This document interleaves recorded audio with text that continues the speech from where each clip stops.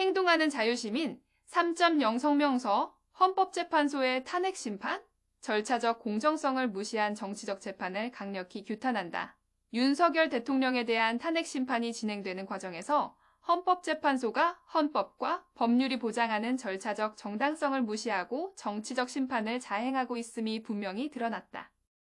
헌법을 수호하고 법치를 지키는 최후의 보루가 되어야 할 헌법재판소가 오히려 법원 측을 스스로 훼손하며 공정성을 잃은 재판을 진행하는 것은 국민의 신뢰를 저버리는 심각한 사법농단이자 탄핵 심판이 정치적 도구로 악용되고 있다는 의혹이 진실일 수 있다는 것을 반증하는 것이라 할 것이다.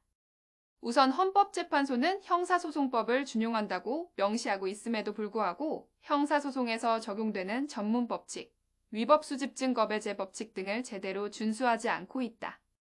형사재판에서는 피의자 신문조서의 경우 피고인이 동의하지 않으면 증거로 인정되지 않음에도 헌법재판소는 변호사 참여가 있었다는 이유만으로 피신조서를 증거로 채택할 수 있다는 논리를 펼치고 있는 바, 이는 형사소송법 준용 규정을 무색해하는 황당한 궤변에 불과하다.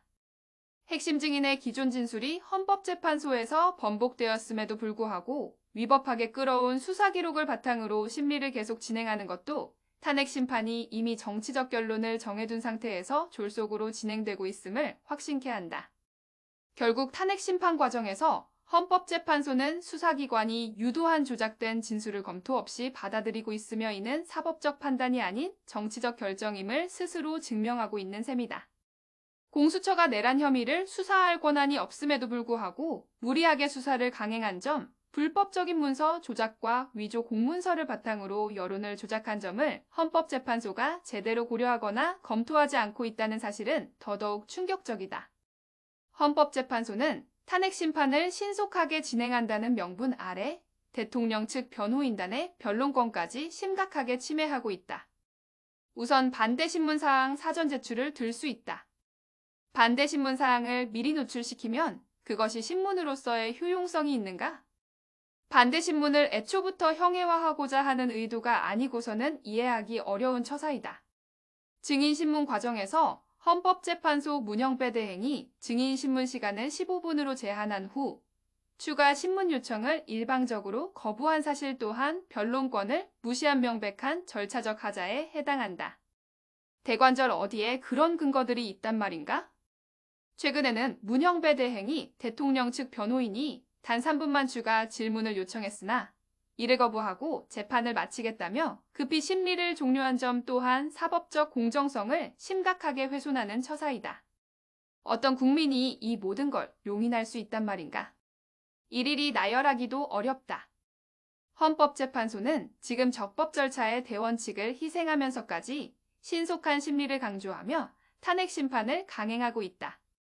탄핵 심판은 국가적으로 가장 중요한 사법 절차 중 하나이므로 절차적 정당성을 반드시 확보해야 하지만 박근혜 대통령 때와 같이 특정 정치 세력의 이해관계를 반영하는 편향된 절차로 진행되고 있다는 점을 이제는 누구도 부인할 수 없는 상황이 되었다.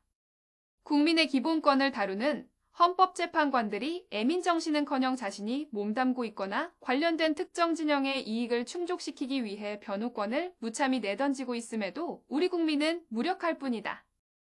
헌법재판소는 지금까지 이루어진 내란 수사 과정의 위법성과 변호권 침해를 단호히 인정하고 편파적인 탄핵 심판을 즉각 중단해야 한다. 그리고 일개 국민인 우리는 헌법재판소가 헌법과 법률이 보장하는 절차적 정당성을 즉각 회복하고 사법기관으로서의 본분을 다할 것을 강력히 촉구하는 것 외에 무엇을 더 할 수 있을까? 깊이 고민해야 할 시점이다. 2025년 2월 10일 행동하는 자유시민 3.0